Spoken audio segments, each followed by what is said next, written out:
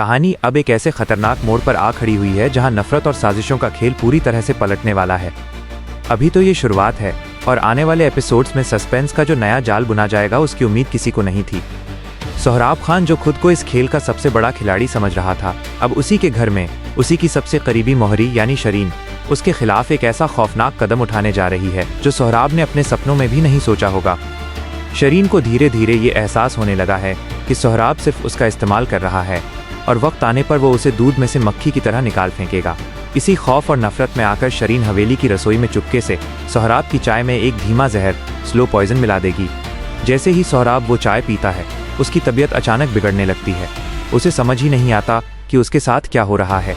वो दर्द से तड़पने लगता है और वहीं फर्श पर गिर जाता है।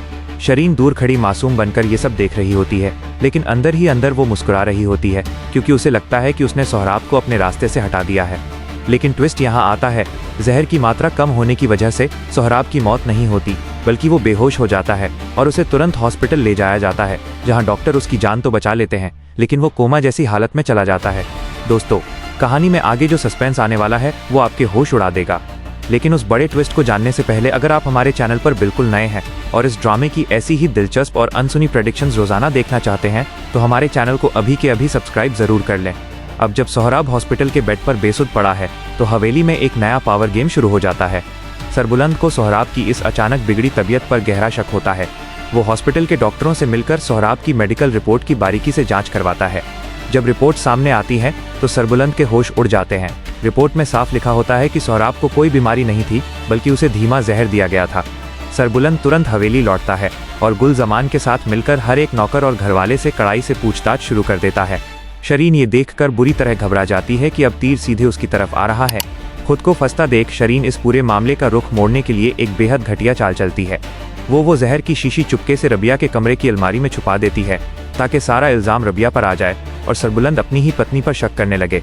जब सरबुलंद हवेली की तलाशी लेते हुए रबिया के कमरे में पहुंचता है और वो शीशी बरामद होती है तो पूरी हवेली में भूचाल आ जाता है। रबिया लाख कसम खाती है कि वो बेकसूर है, लेकिन सारे सबूत उसके खिलाफ चिल्ला रहे होते हैं। सरबुलंद एक बेहद मुश्किल कशमकश में फंस जाता है। एक तरफ उसके भाई जैसी सरदारी का दुश्मन सोहराब मौत के मुंह में है और दूसरी तरफ शक की सुई उसकी अपनी रबिया पर है।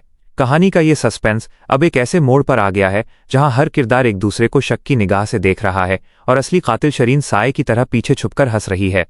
तो दोस्तों, आने वाले एपिसोड्स में ये जहर वाला ड्रामा पूरी कहानी को आग लगाने वाला है।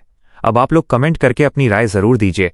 क्या सरबुलंद शरीन की इस घटिया चाल में फंसकर रबिया पर शक करने लगेगा या फिर वो अपनी सूझबूझ से शरीन का यह खौफनाक चेहरा सबके सामने बेनकाब कर देगा? आपको क्या लगता है? तुरंत नीचे कमेंट बॉक्स में अपनी राय लिख डालिए।